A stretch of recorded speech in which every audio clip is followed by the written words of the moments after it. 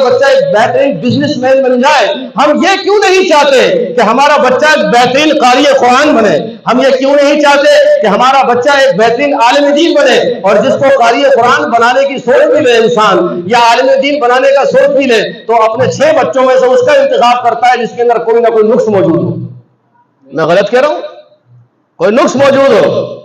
اس کی ٹانگ میں کوئی مسئلہ ہے, ہاتھ میں کوئی مسئلہ ہے, آنکھوں میں کوئی مسئلہ ہے, بولا دنیا میں دنیاوی معاملات میں ہمارے لیے کیا کر سکتے, اس کو مولوی بنا دو, جاؤ اس کو قاری قرآن بنا دو.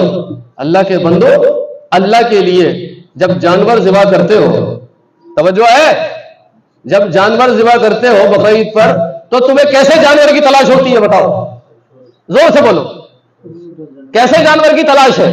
کہ اچھا ہو, خوبصورت ہو, فرما ہو, چاہے کتنے کا ہی ہو لے کر آؤں گا کیونکہ اللہ کی راہ میں قربان کرنا ہے.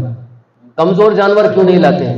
نقص والا جانور کیوں نہیں لاتے؟ ارے اس کا کان کٹا ہوا ہے, اس کی قربانی نہیں ہوگی. ارے اس کی ٹانگ ٹوٹی ہوئی ہے, اس کی قربانی نہیں ہوگی. ارے اس کی ایک آنکھ ضائع ہو گئی, اس کی قربانی نہیں ہوگی. اور جب اللہ کی راہ میں اپنی اولاد دینے کا وقت آئے تو تم ایسا بچہ اپنے بچوں میں سے انتخاب کر کے نکالو جس میں نقص موجود ہے. یہ کیسا دوہرا معیار ہے؟ یہ کیسا دوہرا معیار ہے؟ میں اپنی بات کرتا ہوں, الحمدللہ ڈنکے کی چوٹ پر کہتا ہوں, میرے 3 بیٹے ہیں الحمدللہ, اس میں سے ایک میں نقص ہے, یہ جانتے ہیں بیٹھے ہوئے, اس میں سے ایک میں نقص ہے. میں جو اللہ کی راہ میں دے رہا ہوں اس کو دے رہا ہوں جو بالکل پرفیکٹ ہے.